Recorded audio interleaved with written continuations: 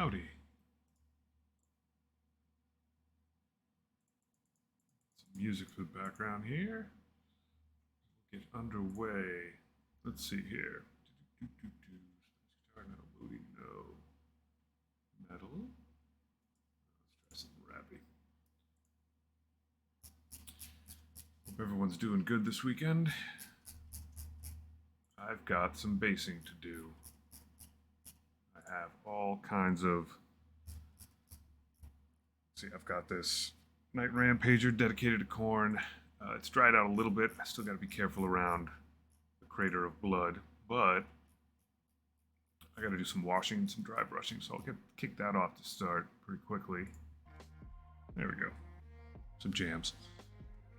And then I have a couple vehicles that belong on bases, so I should probably get them started too. Which means I can grab things like this Viejo diorama effect stuff that I'll be using a lot of. I could grab an absolutely beaten to death brush. I'll need that. I got a little bucket of water to wash mud off with. What I want to do with at least one of these cars, and I'm going to keep painting them once they're based, but they're together enough that they're in good shape. I got to pick one of them, but I want one of them to sort of be inclined, jumping, hitting a jump. So I got to solve for that. I think I might just take some craft foam stuff and cut out a ramp. Probably makes sense. But the first thing I am going to do is work on this guy's base here. So scoop those guys aside. And what I need to do, in fact, I may just wipe some glop out of here. Thought I was going to wash it last night, but things didn't dry out fast enough. Just scooch some of this glop out of here. I need to wash this base down with something relatively dark, and then I'll dry brush it back up to something relatively light. What I did last night, which I sort of just fix the remnants of here, is I used some black and I used some sepia. The question is, do I still want to go with that same plan? Go with umber instead. I'll mix a little bit of black and umber, which will be pretty darn dark. 2, 3 of those. I'll hit it with 5 of umber. Shake. I haven't used this in a while.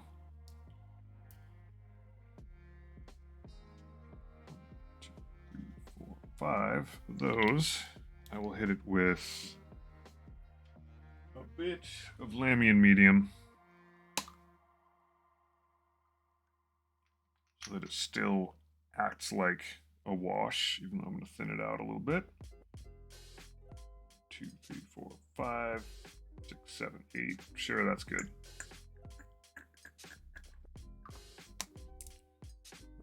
Give it a little dab of water. 1, 2, 3 small drops of that. We'll see how long this lasts for, and we'll see how thick it is. Alright, what's a brush that's good? Oh, this place has descended into chaos. This is a brush that's good for washes. Snip the end of it off so that it actually splays out a bit more. I don't really need point for big wash stuff. I'm going to take a look at how it shapes up on the side of this little cup as it sort of slides around. And the first thing I'll do is find a spot. Oh, it's still spilling. It's still wet. Okay. First thing I'll do is clean up. I didn't realize that this had not dried as much as I thought, which means I'm getting blood all over the place, which is not the worst thing, but I'm not going to be tilting this model around all that much as I work with it. Oh, it's so good. Thankfully, blood splattering is not the worst thing here. But what I'm going to do for you is I'm going to find a spot under this foot, which should be shadowed anyway. Use a little bit of this under there first. See how it looks. See if I want to go with it, and I do. Now at this point, I can just spread the love. I did actually do the like loose tooth test on the things stuck out of here, and they were fine.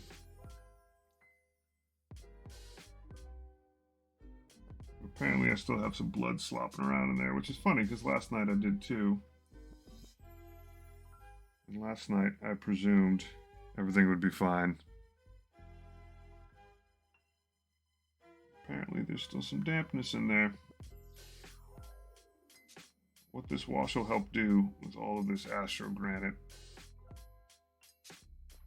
take down some of the crazy flat matteness of it.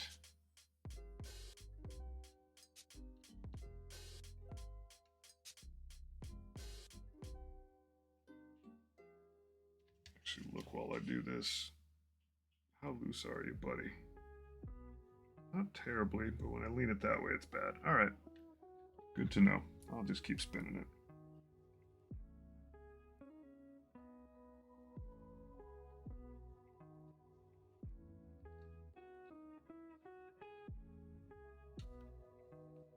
I'm doing this early because I want this to dry enough as I work through other parts of this so that I can dry brush it a little later.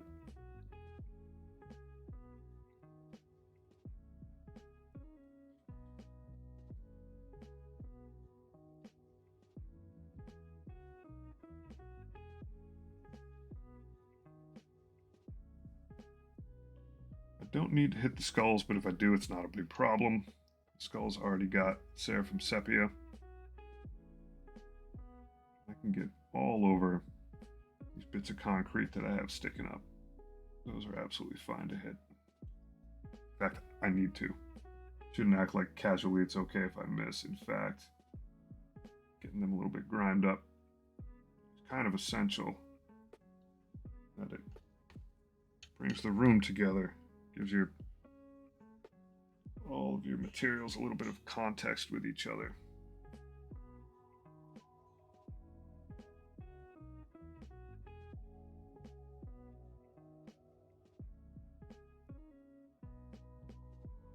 By going with black plus umber, like it's dark, but it's not devastatingly so.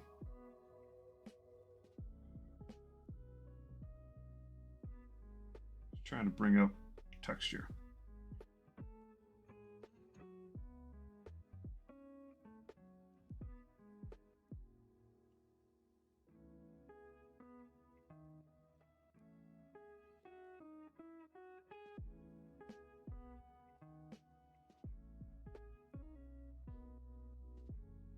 Some places where you got to be careful, you just sort of dab it in there. As much as we're using a brush, not really painting this as much as just getting it in those pockets.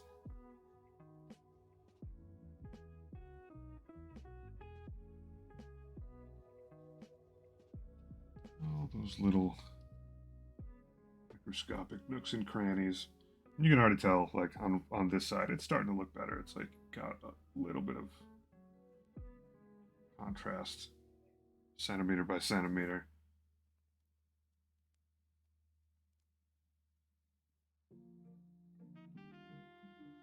And in some spots, I mean, I'll do a sort of blanket pass the first time, but in some spots on some rocks, you just want some more stuff to show texture-wise. You can always come back and hit it a second time.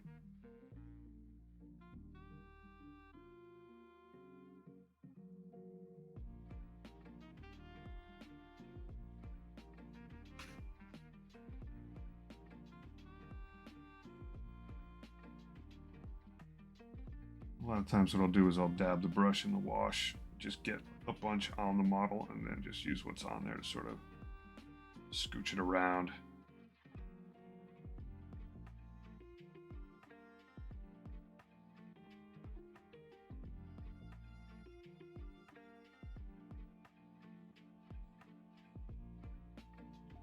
I don't want to dump a bunch of it into this blood, but I do want to hit these little metallic pieces that are in there. If I do get a little close to the sun, so to speak, just clean the brush off a little bit.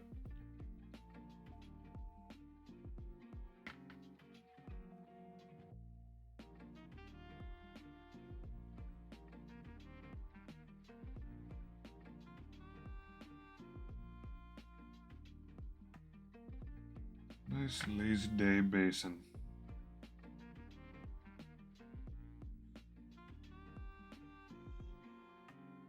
Dulcet tones of screaming children in the background.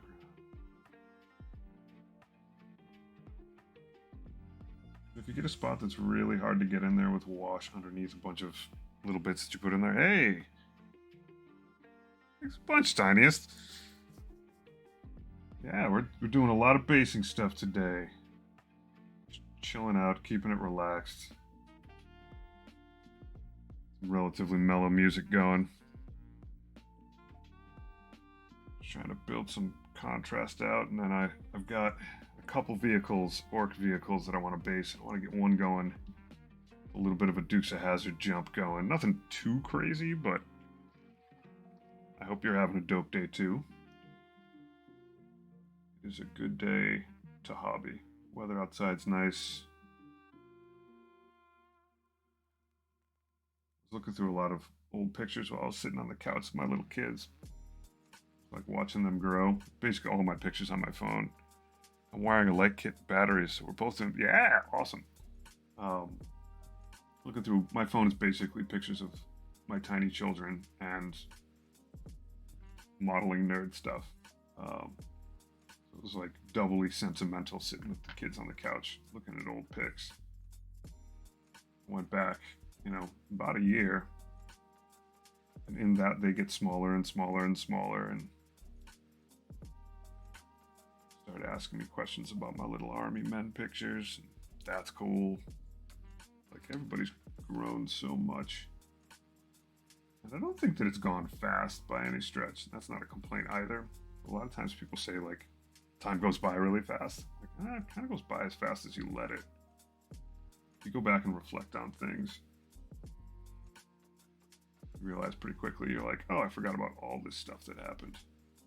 So I do like to go back through pictures pretty often, keep myself present-minded by remembering that I've been around for all this stuff. Yeah. Basing away. So I think the main note on this mixture of the diorama effects, solidifying liquid mixed with any paint, that I need to let it dry longer. Every single time I've been like, oh, this is ready, and it's not. Thankfully, spilt blood is a little bit better than an effect unto itself. But I think this stuff probably needs like 24 hours fully to cure. It's all good. I like making a mess. It's half the point of this hobby is to make a mess. Get away with it.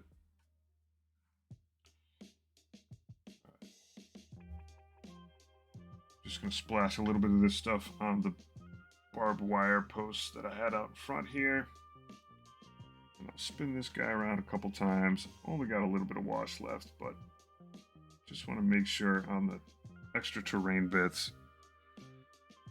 Here's step 1 of the base kit bashing and light kits. Yeah, picks 5 and 7. Oink.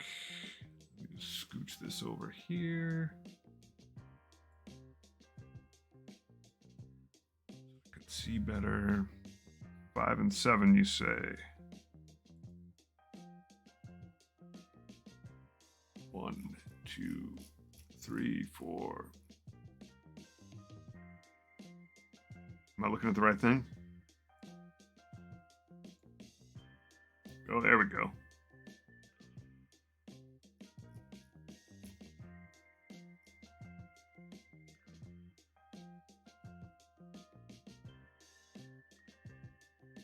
Zoom my head in closer. Actually, can I do this?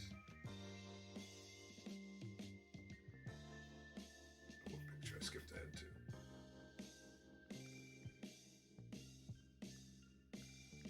Do my counting again.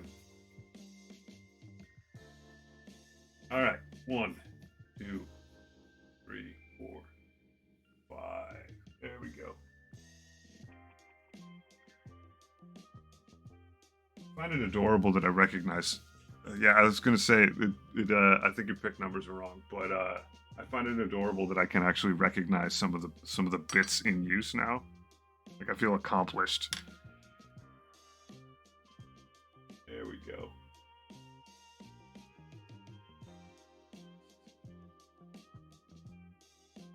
Wild.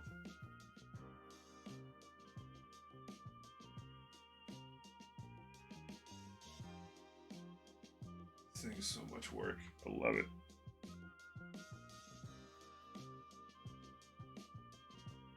Cool stuff.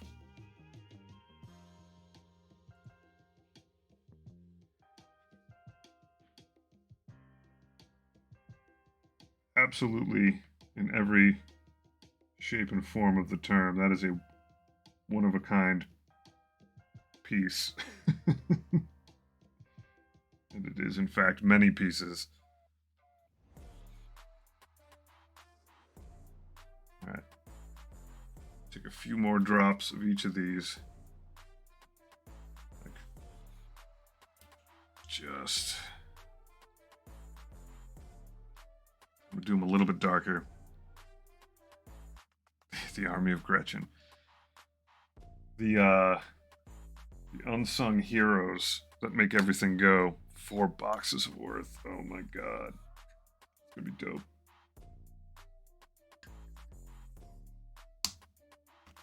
It's a lot of work, man. A lot of work.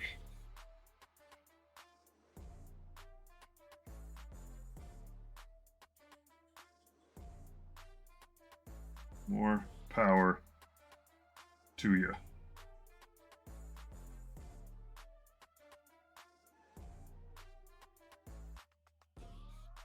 That's what I love about big projects, though. Like they operate on a scale that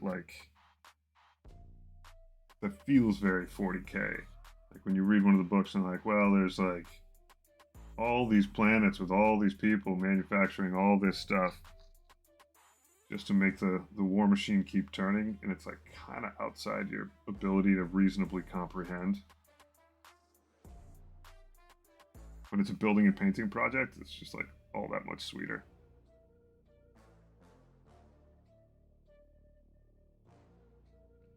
It's I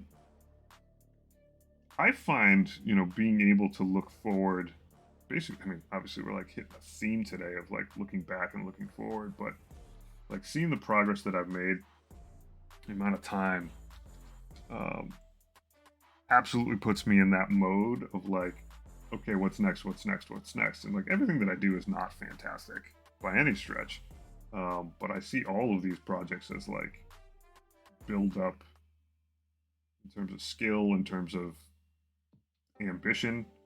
Like I try to do stuff that 100% gets me out of my comfort zone. The whole point of me picking this hobby up is to like get uncomfortable in a good way. And it hasn't been a lot of time at all.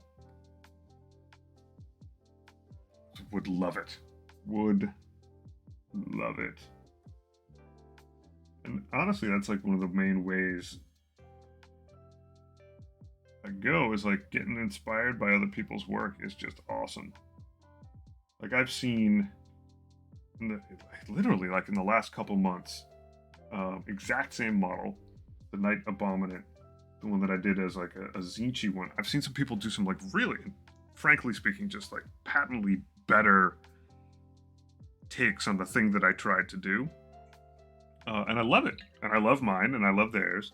But I've seen a couple of them that were just like, oh, like very, very interesting take on this. And scale is part of that.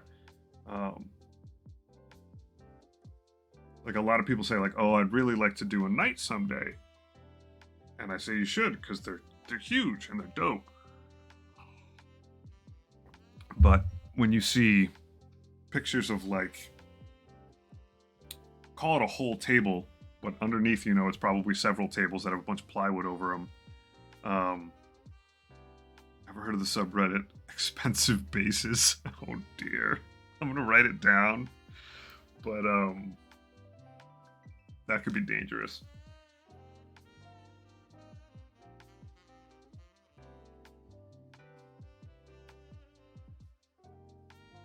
That is deep in niche territory that I need to check out.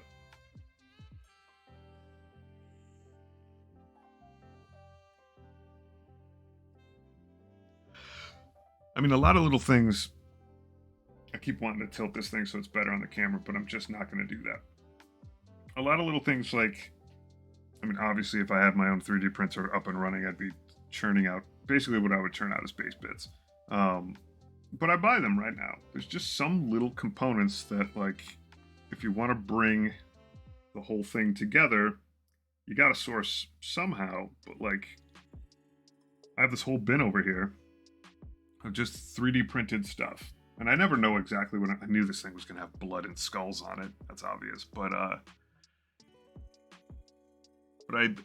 at the start, I was like, maybe it'll be urban. And then as I went and I had this like palette of toys to play with, I was like, yeah, I'll act like this guy's busting through a city. Something just shelled the area. There's some barricading up.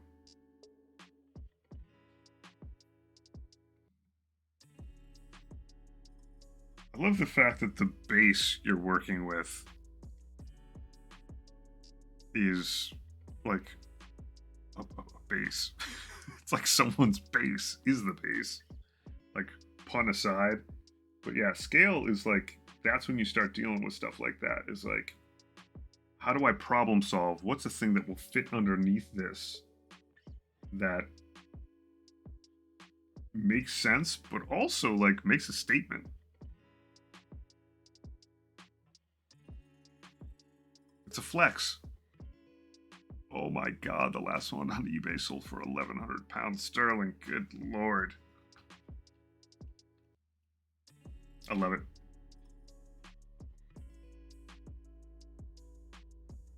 And I love the fact that, like, part of it is that it's a flex. It's like, yep, I love this thing so much that I'm gonna go crazy with the base too. Yep, that's it though. It's like, I'm going all in.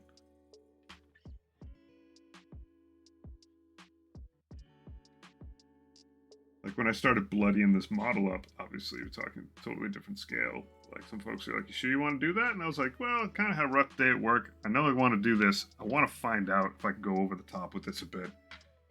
Challenge myself with how it looks. You're just operating, you know, kind of a layer above that meta-wise. Yeah.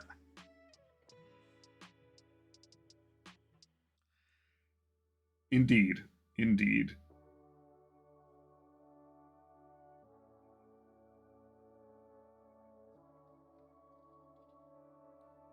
But I think that, you know, that part where you say like committed is like the important part of like, yeah, you don't have to hold back on everything. And I always think about economy of work and things like that. And my buddy Sectrix is always saying, like, as you learn more skills, you're going to start pouring them into more things, and your models will take more time. And it's absolutely true. And for, like, these 4 horsemen, like, my Death Guard Knight was, like, probably the first model that actually really put any legit effort into the base. And now that's going to carry out to, like, the other 3 knights that are part of the crew. And they're going to look real nice with each other. And I think that's pretty dope. Like, I mean, I'll absolutely play with them, but for the most part, I'm rarely going to play an army. I mean, realistically in my life, I'll probably play my 4-knight army a couple times. So it's true. No, so as far as time efficiency goes, that the one hand washes the other. It's like you learn more techniques, and so your process may grow in terms of component parts on that spectrum, but you get faster at it. I am way faster at mixing washes and paints. Still got a ways to go on paints, especially for airbrush. I still don't quite have it down where like what comes out of the airbrush is what I think it's going to be, but in terms of like mixing washes and knowing what's going to happen on this, way faster. In terms of just general painting of things like trim and stuff like that, I've got way faster. Like, I don't think I'm ever going to be one of those people that that legit does models for like solely for the purpose of competition, visually, but like this is way more work on the base than I would have ever done 6 months ago.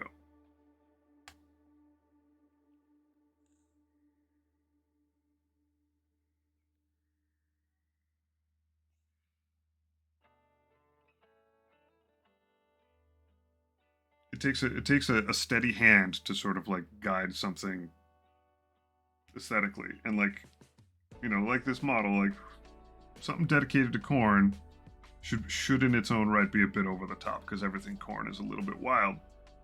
But the temptation to, I mean, I could have snipped off another 60 skulls and just like made a skull trench or whatever, but I think I made my point here. And there are absolutely techniques that I just like don't choose to use in certain spots. Like I don't think I'm ever going to be airbrushing, like Death Guard. Probably won't. I mean, maybe in a couple spots I would for a technical reason, but mostly not. I think I'm probably always going to do some airbrushing on orcs, even if it's not shiny, chromy stuff. I think I'll probably do airbrushing on knights, but it's tools in the toolbox.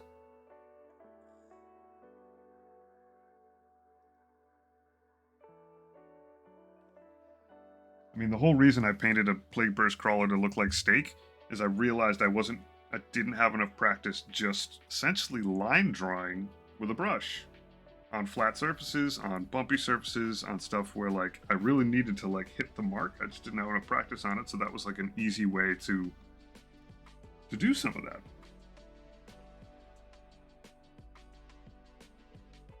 It adds up. All right, I do still have some of this dark wash, and I am going to use it in a couple little exposed gears and bits spots. I'm a little tempted. I might have to put another post under this guy's back leg. I really hope I don't have to do that. But man, like, he wobbles and wobbles and wobbles and terrifies me the whole time. Like, he's solid when you pick him up. And he's solidly in that puddle. Yeah, I mean, your tools absolutely determine it at the start, but I've changed tack so many times mid model, and I know for some people, like, I imagine it's pretty tough to even watch me do it. Um, but like, there was crap I was doing on the last night that like I just painted over it. Like that didn't work. Um, and not just mechanical tools, but or physical tools, I should say, just like technique tools. There's a lot of models that I got halfway through. You see me turn over to Amazon, and someone's like, "Do you have this stuff? Go make an order for something small." And just run with it. But I think your tools kind of determine your option set. But I've never been the kind of person that like can't or doesn't pivot. Part of that is probably ingrained in me from like the jobs that I do, where like making games, you have to pivot. It's like the expectation is that there's going to be pivots because it's so much about discovery of like what part of this is actually fun, and you don't really know that at the start. And maybe I'm a little too fancy free with it, but I certainly ain't afraid to pivot. But you're absolutely right. Like at the start, you have an idea in mind. And I think getting back to scale, the bigger the thing you're doing, or the more intricate thing that you're doing, the more you're reliant on having a game plan.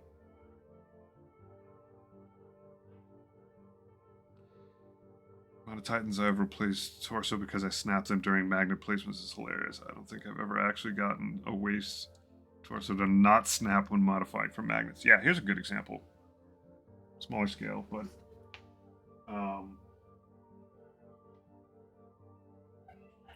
I wanted this guy to have his weapons be swap outable, and in theory, it looked real easy. There's like two main connection points. If I didn't mess around with extra little bits, there's two little holes in there that fit magnets. But the lawnmower on this thing, the lawnmower attachment, just fits very differently somehow, even though it's attached to the same points. And how much space I had in there, oh yeah, I can imagine resins are terrible. And how much experience I had with magnetizing stuff, I couldn't get it to work. So now this guy is just permanently sprayers. I got to live with that. When I say live with that, that sounds dramatic.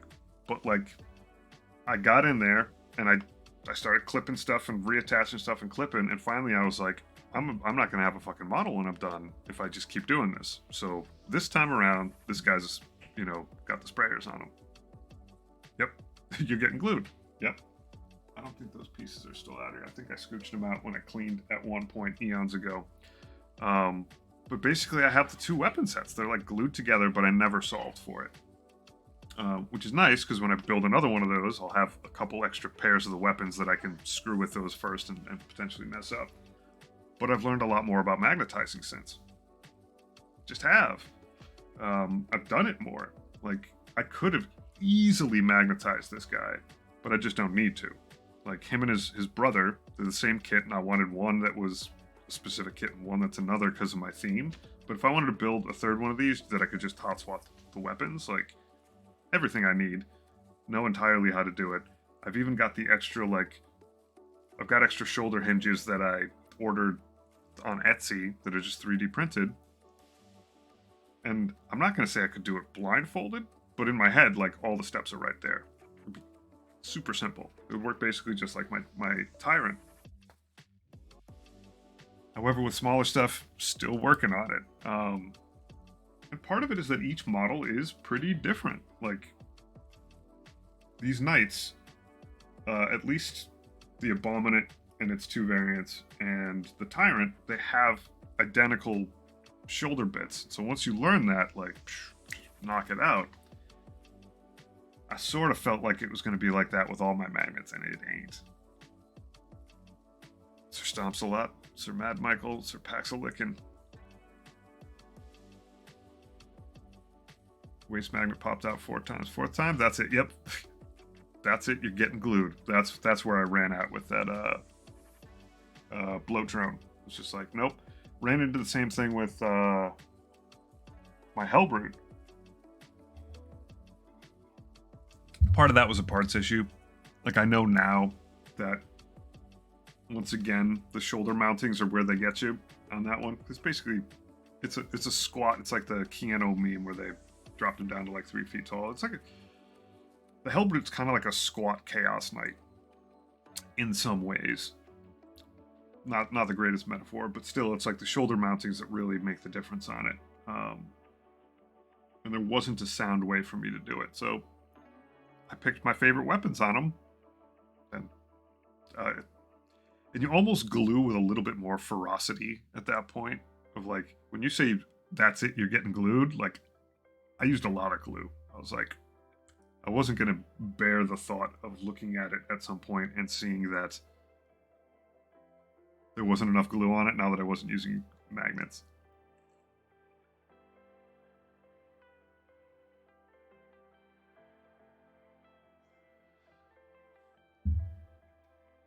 Isn't it interesting how personal you can get? Like, they've got their names, they behave differently. Pretty wild. Hella cool. Alright. I do think my first pass on wash was a wee bit too light. Now that I'm looking at it, knowing that I'm going to dry brush a bit.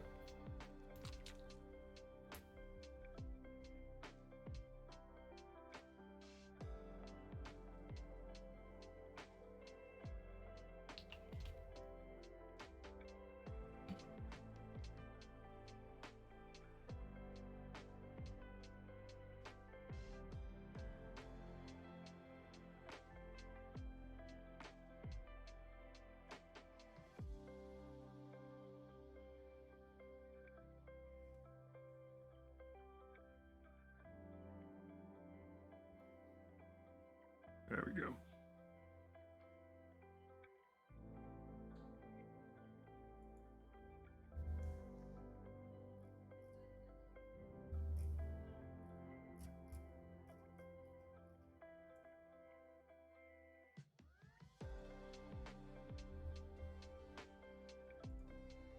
Yeah, I did see quickly this guy.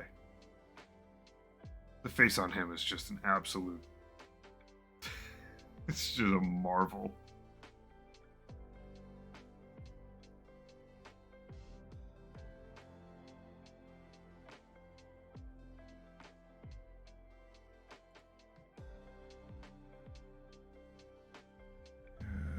Which screen am I on? I gotta reset my screens up.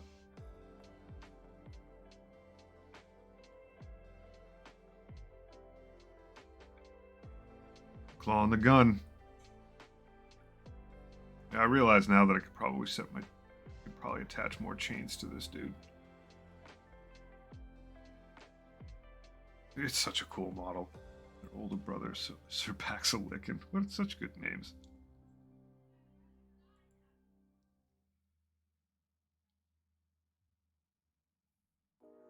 Yeah, this one I didn't see.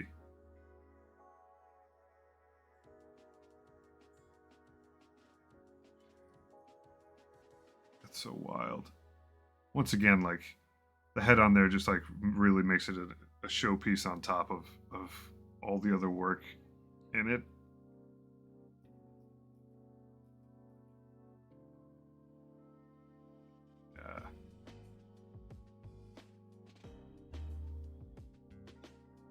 The brothers.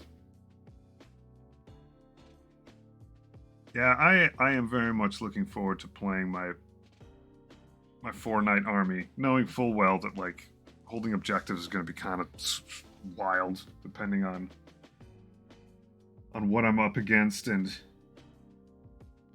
things, and just having 4 models, but it's going to be fun. Yeah, it's 5 now. I don't know. Like, here's the thing though. Like, I made this theme of like 4 horsemen. Like, it's it's either got to be some sort of concession, like it's the 4 horsemen of chaos and Billy, or it's just humorous, or I got to think of some way that it makes sense.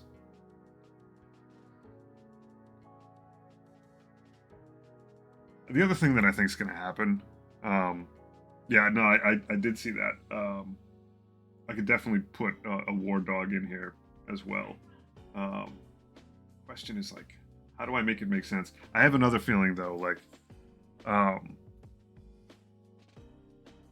3 rampagers and 2 abominants. Yeah, so I can fit a war dog in with these guys. Which like switching up to 5 though, like full knights.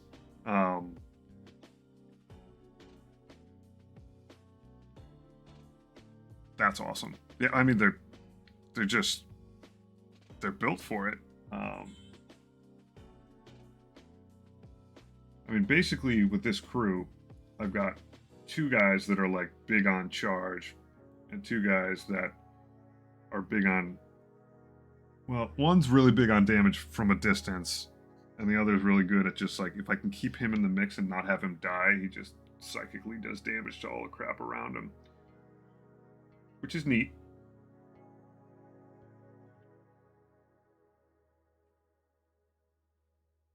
But I think I'd like to dump 54 attacks into. Yes. I think it's also going to be fun to play with. The last one I'm building is a Lancer. And that guy just happy to charge and skewer. It's like an obscene amount of tank shock dice. And I think he tank shocks for free if I remember correct. So you just want to get him in there and just lance with him. Yeah, I know. Sustained is just.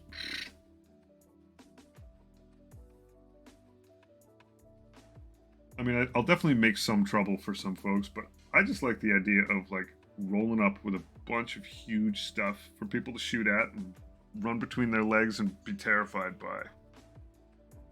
Like, it's going to look good on the table. Everybody's going to have fun.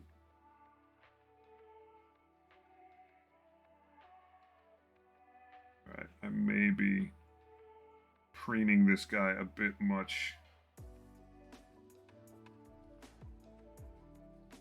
Just a couple more little spots here, and then I'll set him aside and then get to work on building a ramp.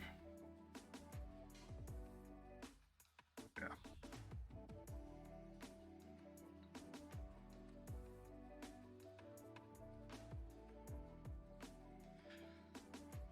So I agree with you on that.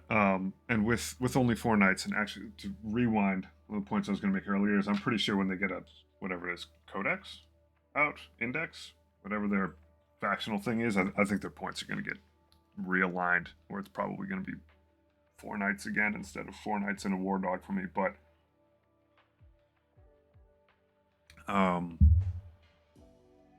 I think my rampage is just going to be right out in front, swinging maniacally. I think my lancer's going to be like midfield, poking in whatever direction he has. I think my abominate's going to like try to hold a big old spot where he can make the most use of his psychic BS. And I think my tyrant's probably just going to hold the backfield. Like, at least I can prevent deep strikes from 12 inches.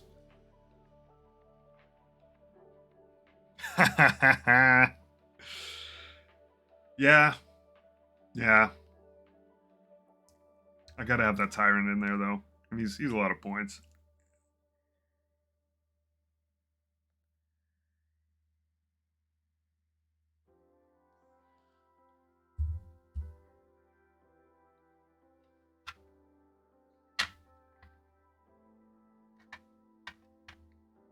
Alright, this guy would be neat to tilt, but if I tilt him in a jump, the gunner on the back makes no more sense anymore because he's gunning at the ground. So I think it's going to have to be the Snaz wagon that gets a tilt, which honestly is kind of cool because the guy that's stuck to the front.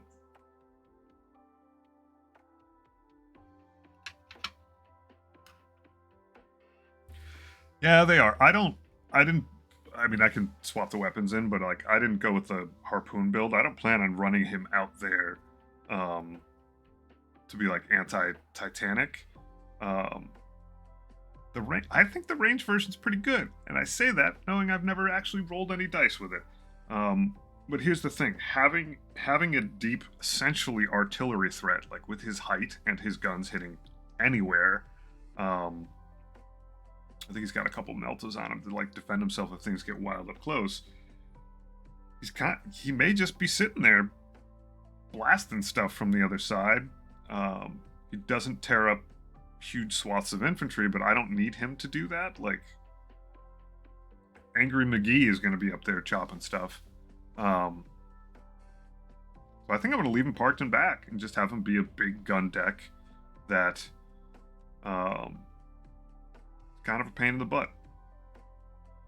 And the fact that, like, I don't think his rocket BS is like...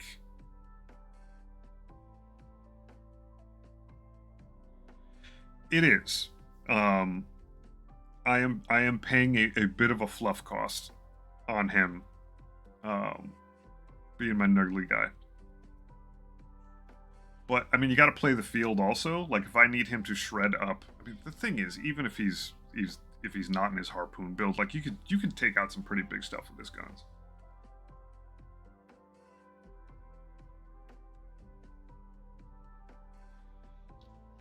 I think I'm just gonna park him in back and have him be a pain in the butt. Like, at the very least, someone having to get in there and know they can't charge.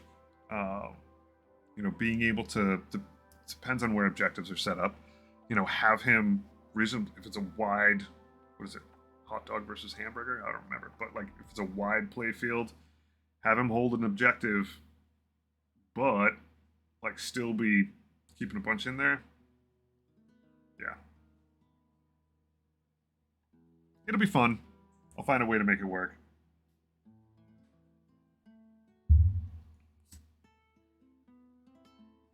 So the other neat thing by parking him in back, and I'm starting to wonder if this is becoming a lingering theme for me, is that, like, I mean, essentially he's going to be my warlord, which means, like, come and get him if you want to.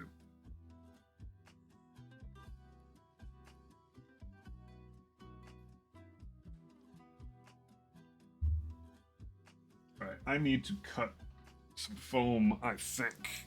Stand up gently. Grab this bit.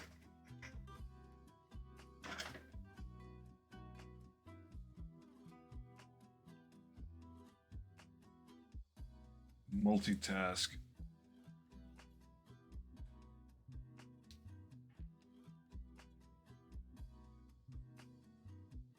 But yeah, I mean, he's probably going to spend a decent amount of time screened out by stuff.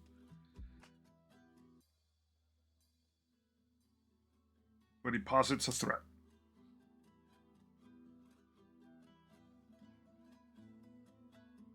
Alright, how am I going to make this guy jump?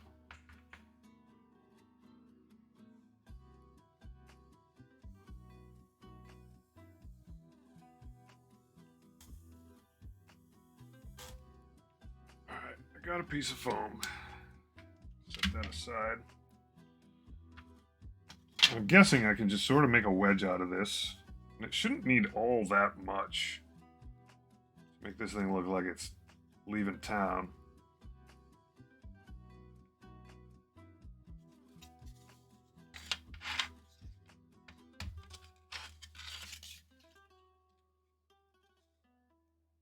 I've obviously got to cut it a bit so it doesn't look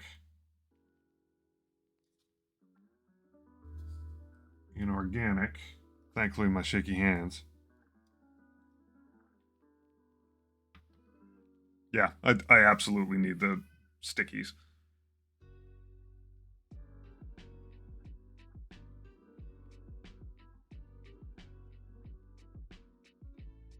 Yep. Just make him a big sumo wrestler. Big old upsetting thing in the back.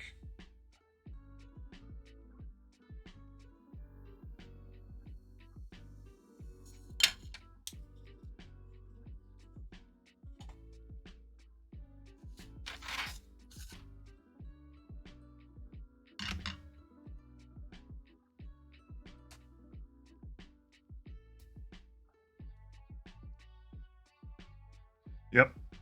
I mean, that's basically it. I think my Rampager is just gonna go out and like take all takers. I think my Lancer's gonna just sort of like zip around and smash crap. I mean, if I can get him Tank Shock a lot, I think he's rolling 20 dice on Tank Shock. And the Lance itself is no joke. Sort of feel like the Abominant I could park in the midfield somewhere, and if they try to swarm him, you know, he's just going to cause a crazy amount of attrition. So it's at least fun to do.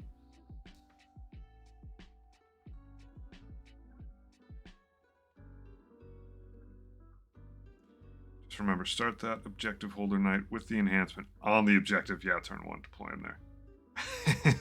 Yeah. No, it's going to be in park.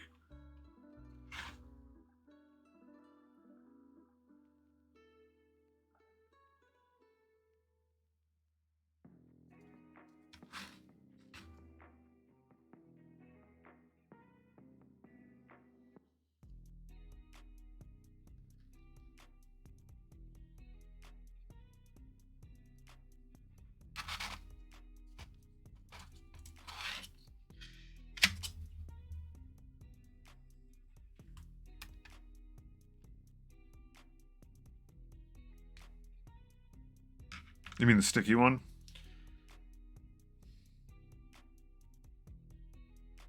I'm gonna have to play it out because I imagine I'm actually going to be moving around a bit more geographically with the Lancer.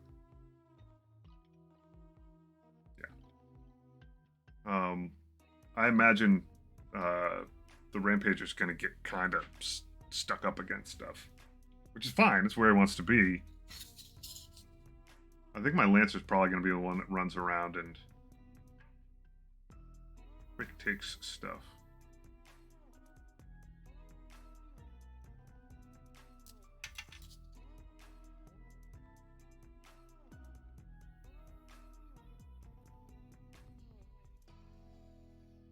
Still waiting for the moment that I accidentally hit my hand with this thing, so I'm not paying attention.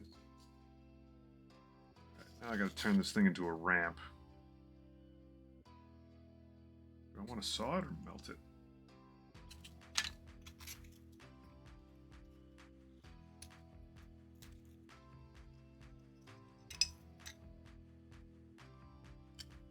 I mean, in theory, there's no good way to hold this. So all I gotta do is look at it sideways.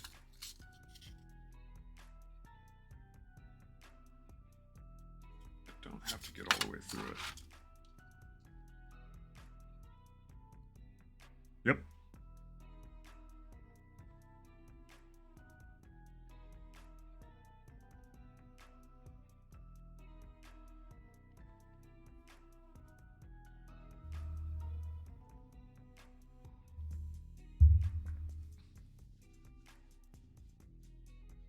We are meandering back and forth between like a good army or a theme army, and I like that.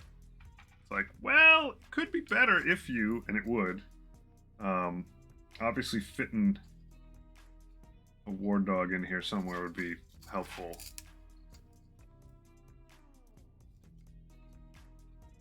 see if I ruin this piece right now.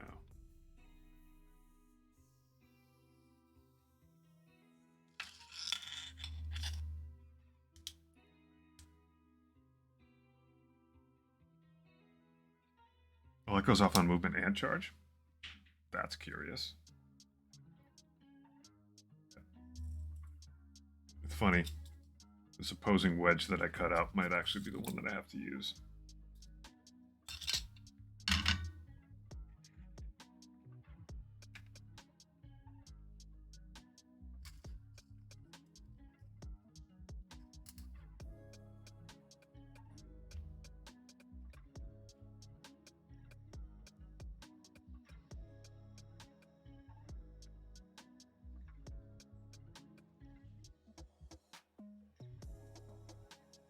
Rampager makes miles on the board. I look forward to that. Man, I need him in the thick of it and like a constant threat at massive, massive range.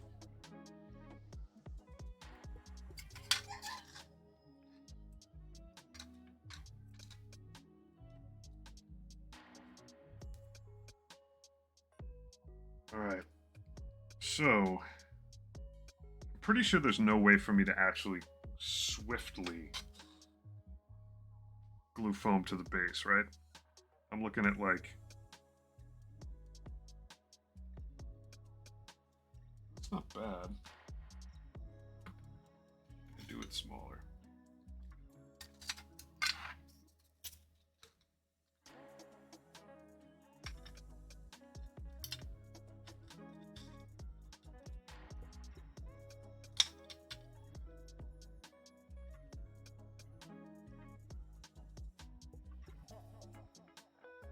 Do I actually need to drill a hole in this thing or not?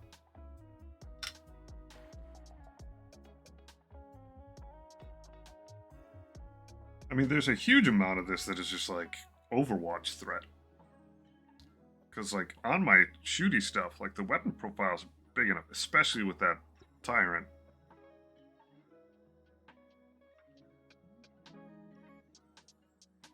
Yep. I need to keep him from getting stuck in the mud. He's just got to keep running. But yeah, if he can like, basically, I need him to run around with the rubber stamp. Yep.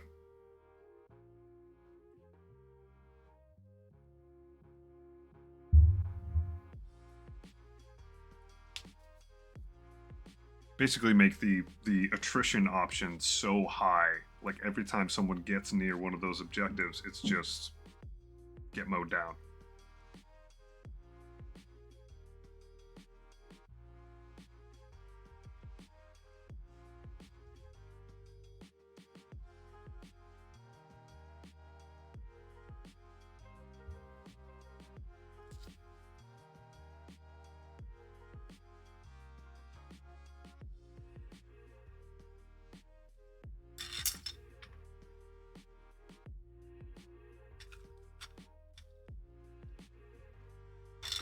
I gotta use the bigger piece. And I think I gotta drill through this thing.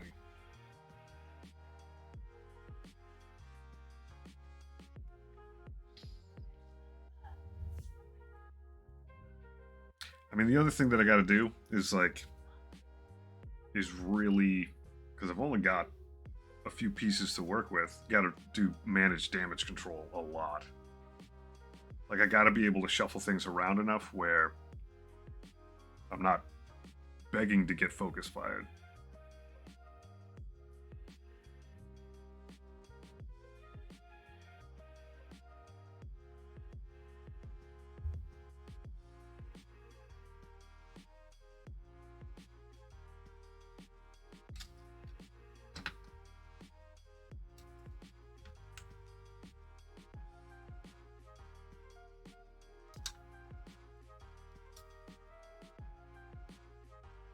Alright, if I tilt this enough so the front wheels aren't sitting on there. And I think I just gotta post this guy on.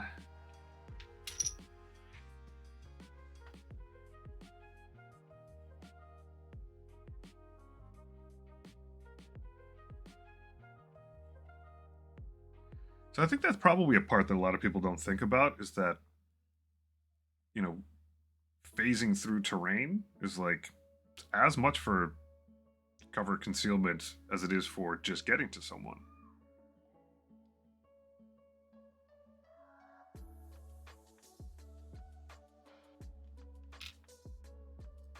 So this guy is going to be centered. Find my drill. What a mess. There we go. Yep. It's like, get where you're going to get, but pick good positioning.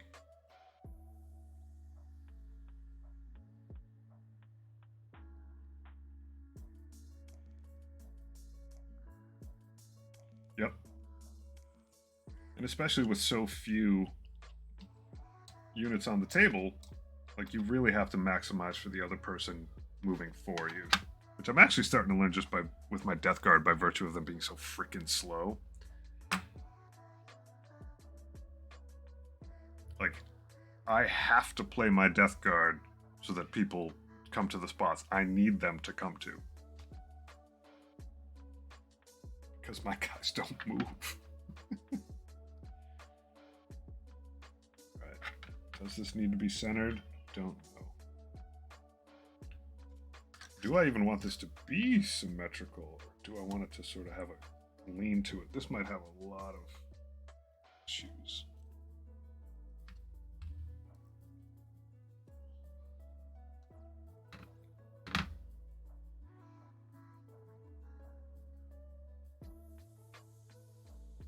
I'm familiar with some of them. I've only played, I think, 2 games with secondaries out of the Leviathan deck. But, like, thematically, I'm at least familiar with them.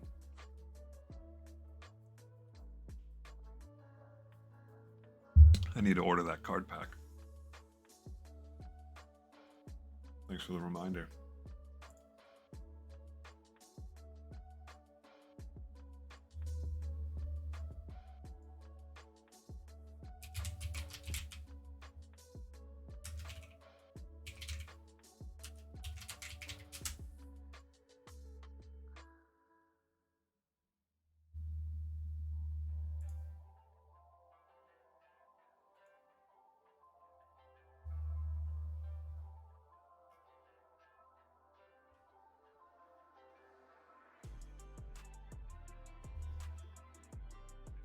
Mm-hmm.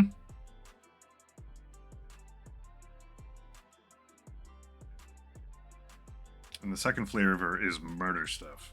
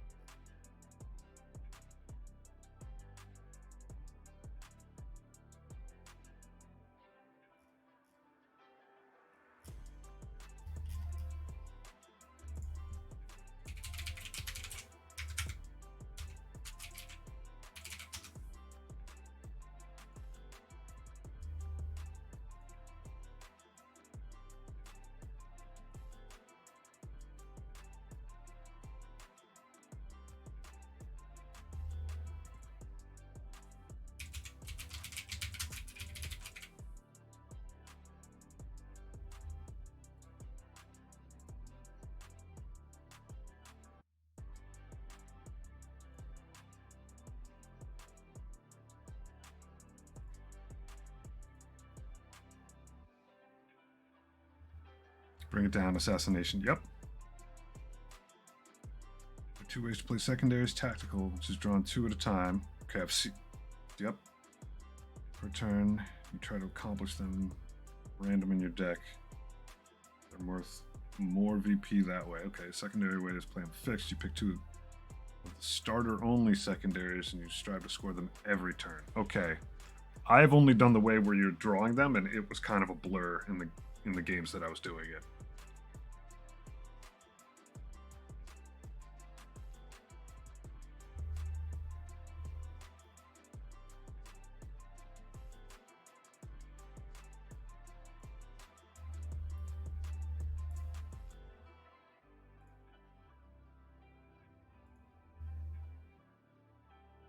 Oh, wow, I gotta order this from Games Workshop. Yes, I accept your cookies.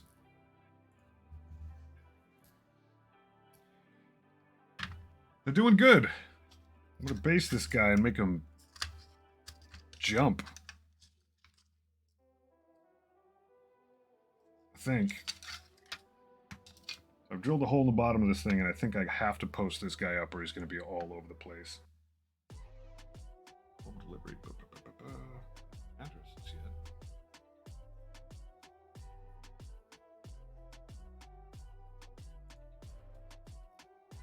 I should just go get these cards at a store, shouldn't I? I will.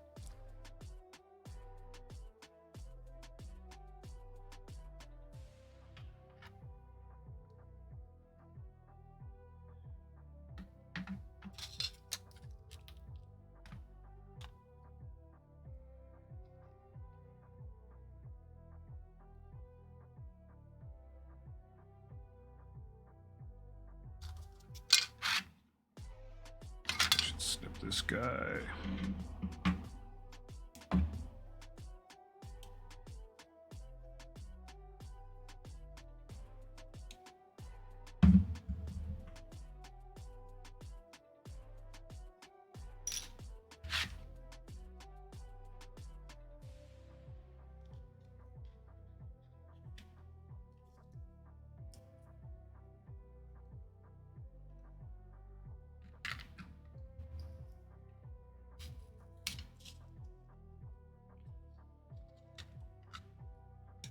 Drill this dude.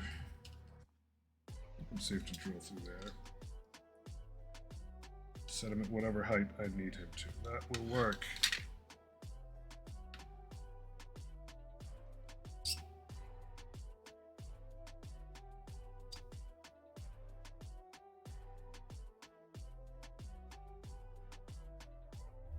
So I'm basically baiting with objectives is what you're saying. Like, I'm taking one with the intent of them getting it back so that I can take it again the next turn.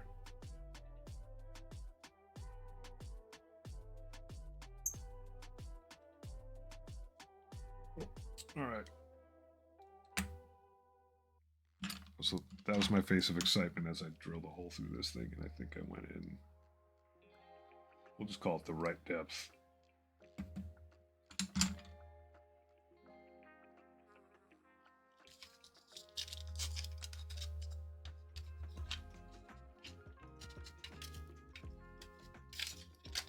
Get rid of this foam. Let's see if this thing just sticks.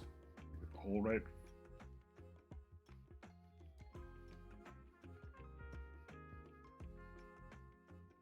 Use your high objective control as a weapon. Ah! Use your army roll to lead force leadership tests and ensure they are battle shocked. Sweet.